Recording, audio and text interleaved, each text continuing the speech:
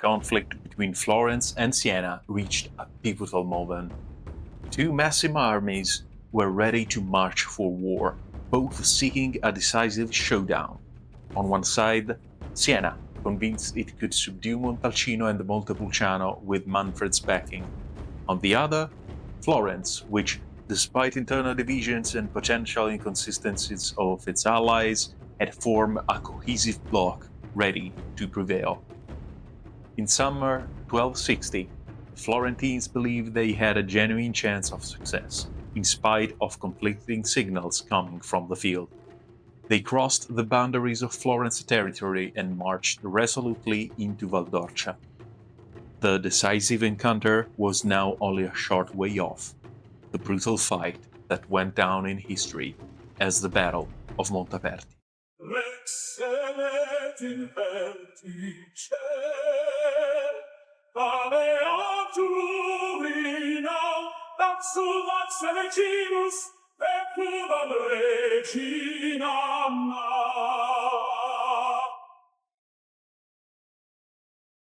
The story of the Battle of Montaperti, and indeed of the entire conflict between Siena and Florence, rests on the few surviving chronicles, documents written decades after the events they describe. Moreover, they were shaped by their own times. As we have seen in earlier episodes, the chroniclers of that era lived and breathed their city spirit, and factional rivalries around them, often producing contradictory accounts. My aim, then, has been to piece together these various sources, presenting both viewpoints, that of Siena and that of Florence. According to the anonymous Sienese chronicler, it all began when Florence's army, having come to Montalcino's aid, halted near the walls of Siena. From there, the Florentines sent an ambassador into the city with an ultimatum. The Sienese were to open 3 breaches in their walls and surrender within 3 days, or else the city would have been razed to the ground. This demand, which may sound strange to modern ears, carried both symbolic and legal weight at the time. If you entered a city after tearing down its walls, it was wholly yours, by virtue of the strongest right known back then, the right of conquest.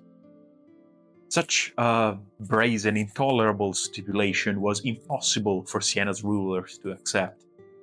According to the account, they anxiously investigated whether the Comune had sufficient funds to pay for an army ahead of the looming battle, only to discover that they did not. Help arrived in the form of one of the city's wealthiest citizens, the merchant Salimbene Salimbeni. He had his coffers brought on a gaily decorated cart to the church of San Cristoforo, right in front of the Florentine ambassadors, and laid bare their contents. 100,000 florins, more than 350 kilograms of gold, a massive sum worth well over $30 million today.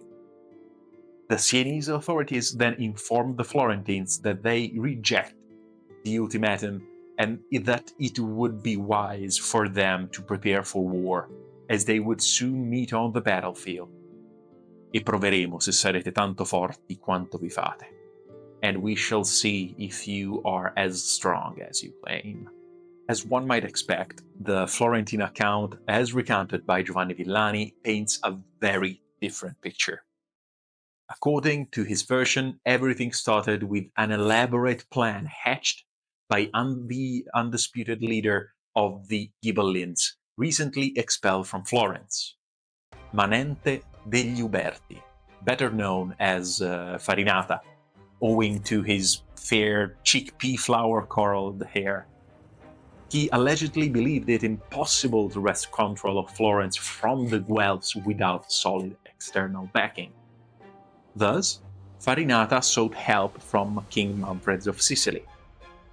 As we shall see in future episodes, the king was already burdened with other pressing matters, and could only spare 100 of his formidable German knights. Farinata degli Uberti refused to be disheartened. Do not let this discourage you. We shall accept any help he can give, no matter how small. Let him grant us, at least, the honor of his banner. This brings us back to the sortie of these 100 German knights we mentioned in the previous episode, remember? In the spring of 1260, when the Florentines showed up brazenly at Siena's gates, it was Farinata who hosted a banquet for the German knights, plying them well with wine and urging them to strike at the enemy camp. The Germans charged, taking the Florentines by surprise. For a moment, this sudden assault brought to Ghibelline some success, yet when the Guelphs saw how small Manfred's contingent truly was, they rallied and turned tables. Most of the Germans, left isolated, were slain. Manfred's standard was seized and carried off in triumph to Florence. Now, what looked like a clear Florentine victory was, according to Villani, all part of Farinata's grand design. His real aim was to wound King Manfred of Sicily's honor, prompting him to react with far greater force against the Florentine army. The plan worked brilliantly. Another embassy was dispatched to Sicily at once. If Manfred had previously dismissed their request, the news that his banner had been lost now stung him to the core. He agreed to send 800 knights to Tuscany, led by his kinsman, Count Giordano Tagliano, the same count mentioned in the Sienese merchant's letter of the previous episode. The king paid half the knights' wages, while Siena, according to Villani, covered the rest, borrowing 20,000 gold florins from the Salimbeni family in exchange for pledges over certain castles. Weeks went by, however, and the German knights lingered in Siena without fighting, draining the Comune's purse with their costly contracts. With each day of inactivity, the 3-month term of their hire drew nearer, threatening that Manfredi might recall his men. Once more, Farinata degli Uberti pulled the trick from his sleeve. Cunning ruse meant to prod Florence into war. This time, Villani tells of certain friars, 2 wise Franciscan brothers, who were secretly sent into the city to convince the Florentine leaders that some noble families in Siena, weary of figures such as Provenzano Salvani, were prepared to open the gates at night for 10,000 gold florins. The friars themselves were unaware of the deception. They simply passed on what they heard, and the Florentines fell for it. In Giovanni Villani's telling, Florence took the bait completely. Not only did they gather the 10,000 florins, but at a heated council, they decided to march on Siena under the pretext of bringing supplies to their ally, the castle of Montalcino. The opportunity seemed too good to miss, and a few seasoned nobles, such as Count Guido Guerra and the Teghiaio Aldobrandi of the Adimari family, tried to temper the excitement. They warned that the German knights were in Siena, and the events of that spring, when even a small detachment of Manfredi's fearsome cavalry had put the Guelph ranks in crisis, had already laid bare their power. But no one listened. Those who questioned the plan were ridiculed as cowards, and repressive measures were even threatened against anyone who opposed the urge to depart immediately.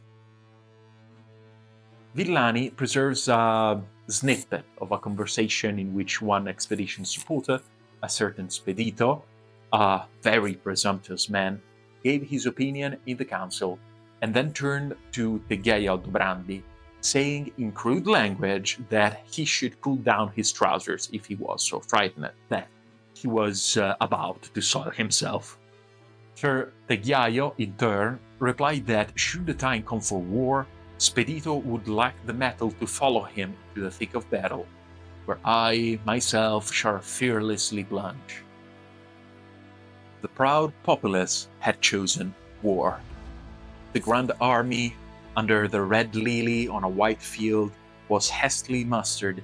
Allies were summoned to join them for the imminent battle, and, after a forced march, the Florentines encamped near the plain of Montaperti, beside a stream called the Arbia. There, they waited hopefully for Siena's gates to open all of a sudden. Before long, they bitterly discover there will be no open gate. Instead, out of that very gate pour the German knights and the Sienese, fully resolved to engage in combat. Returning to the Sienese chronicles, we find another author, Paolo di Tommaso Montauri, who expands on the anonymous Sienese account, turning it almost into the script of a movie. He describes the intense meeting of Siena's leaders once they learn of the Florentines' booming arrival. Some fearful citizen proposed yielding rather than risk a massacre, while others, like Provenzano Salvani, were adamant that they must fight. In the end, they chose to stand firm. Buonaguida Lucari led a procession, stripping himself of his garments, hooded and wearing a rope around his neck, walking barefoot to the cathedral to implore the Virgin's protection. A frantic mobilization immediately followed. The Germans purchased leather and sundry supplies, stitching harnesses and armor at speed with the help from artisans, tanners, carpenters, and tailors. Even the preachers recruited priests and friars, some to offer spiritual comfort, others ready to join the fight and stain their hands with Florentine blood. Late in the day, the bulk of their army set up camp not far from the Guelph lines, and supplies arrived in the form of chicken, roasted meat, and copious wine. Roasted meat, so they said, gave more strength and fueled one's thirst, facendo l'uomo più vigoroso, making a man mightier. Throughout the night before the battle, Montari writes that the Sienese launched raids and skirmishes, keeping the Florentines on edge and depriving them of rest. On the morning of September 4th, 1260, the Ghibelline army crossed the Arbia torrent and took up position in the beautiful hills of Montaperti. It is said that it was strong with 1,800 knights and 18,000 infantrymen. In addition to the Sienese troops, commanded by Provenzano Salvani, there were contingents from the cities of Massa and Pisa, the exiles from Florence, and the formidable German mercenary knights, led by Walter von Astenberg. On the other side, the Guelph ranks could count on a large Florentine contingent, supported by troops from the cities of Lucca, Perugia, Bologna, San Gimignano, and many others. More than 3,000 knights and 30,000 infantrymen, with a hilly terrain to their advantage. The Ghibelline forces were numerically inferior and organized into 4 distinct groups. First, a mix of imperial infantry and knights was commanded by Count d'Arras. Second, an avant-garde of 12,000 men was under the guidance of Count Giordano d'Agliano. The third, composed of Sienese troops, was directed by Aldobrandino Aldobrandeschi and had to confront the enemy directly despite the unfavorable descent. Fourth, a group of 200 knights, led by Niccolò da Bigozzi, had the task of defending the Carroccio. If you heard or saw the previous episode, you will be familiar with the term.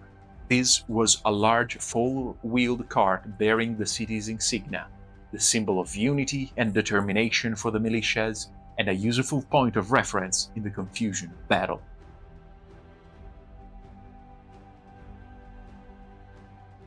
The agreed strategy provided that the 2nd and 3rd divisions would engage the Guelph's front, and, at the agreed signal, allowed Count d'Arras troops to encircle and attack the enemy from behind. There are many legends about this battle, and one that I want to begin with is that of Walter von Astenberg.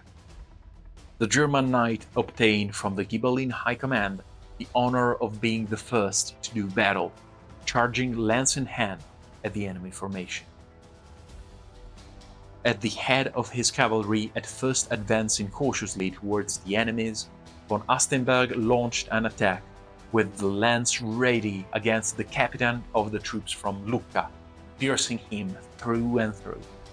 Having extracted the lance from the body, he brought down 2 other knights, and once he lost the weapon, drew his sword, continuing to make his way among the enemies. His infantry followed him, but soon found themselves in difficulty. The Guelph infantry, after resisting the initial attacks of the Ghibellines, launched a counterattack. This move forced the 4th Division, commanded by Niccolò da Bigozzi, to deviate from the orders received and to intervene in battle, thus abandoning the protection of the Sienese Carroccio.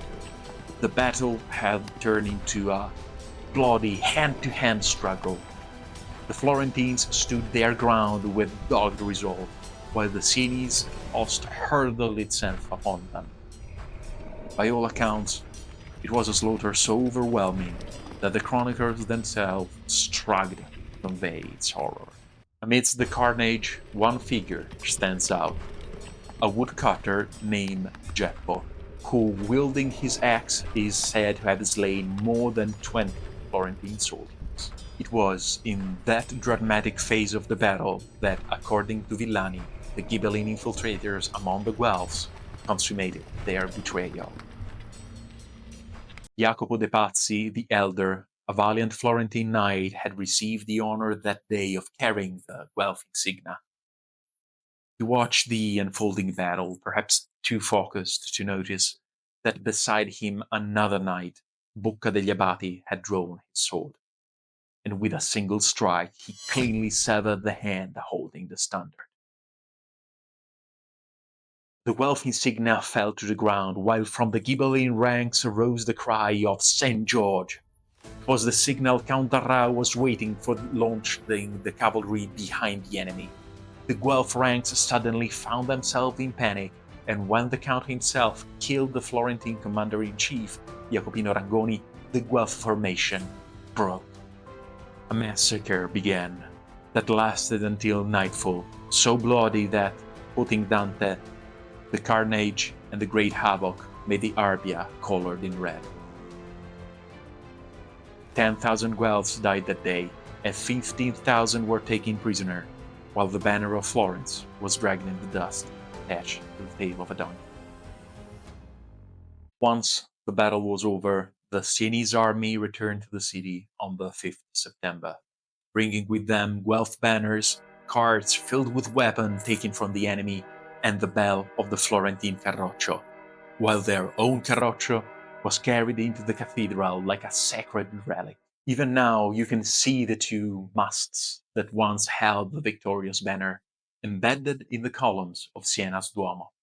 Immediately the mockery of the vanquished began.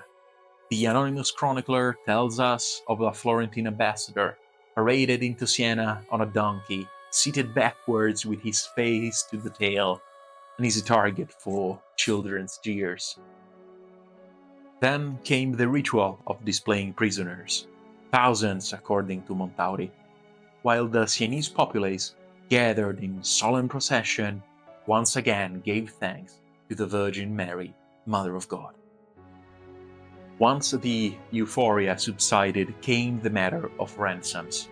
Anyone seeking freedom had to pay in solid gold, and according to Montauri, also procure a goat to be sacrificed at Fontebecchi, a spot north of Siena's main gate. The battle was over, but not the war. That very evening, while the surviving Florentines withdrew in disarray towards their own territory, the Sienese army and its allies were already considering how to capitalize on their victory and take vengeance on those they believed had betrayed them. Once the prisoners' fate was decided, attention shifted to Montalcino, deemed by the Sienese to be the real cause of the war. Count Aldobrandino di Santa Fiora called for retribution, branding the rebellious strongholds as breeding grounds of unrest. By contrast, other citizens opposed prolonging the conflict, convinced that a humiliated Florence would soon recover and that victory might invite further trouble. Yet the hard-line stance prevailed, that of the noble Provenzano Salvani, effectively at the helm of Siena, who insisted Montalcino must be made to pay for its support of Florence. The Ghibelline commanders lost no time. Within weeks, they led their forces beneath the castle walls and laid siege. After a week of stalemate on 30th of September, the Siennese attacked, heaping bundles of kindling against the city gates and setting them alight. Alarmed at the prospect of being assailed from multiple sides or seeing their settlement engulfed in flames, the defenders of Montalcino attempted a sortie. It was futile. Lacking a precise strategy, they smashed against Siennese ranks and were cut down by a storm of crossbow bolts. Their sole chance had passed. With the gates now little more than smoking embers, the Siennese army crashed in. "Long live the Comune of Siena! Death to the traitorous people of Montalcino!" they cried, sacking the town. Once the fortress had fallen, some inhabitants who survived fled into Florentine territory. Others, fearful of being left without a homeland, went instead to Siena in hope of some mediation. A sorry sight indeed. The line of exiles, rope around their necks, clad only in their shirts, weeping before Siena's gates. The Siennese agreed to let them enter on one condition: that they see for themselves the harm that they had caused. They were taken onto the plain of Montaperti, still covered with unburied corpses. According to Montauri, they were left there among the rotting carnage, the stench of decay rendering the air unbearable, to reflect on the consequences of their actions. The anonymous Siennese chronicler adds that they were forced to dig mass graves for the thousands of victims. For Florence, news of that surrender was devastating.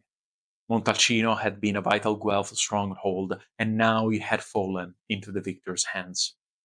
Florentines grew ever more anxious, fearing a domino effect.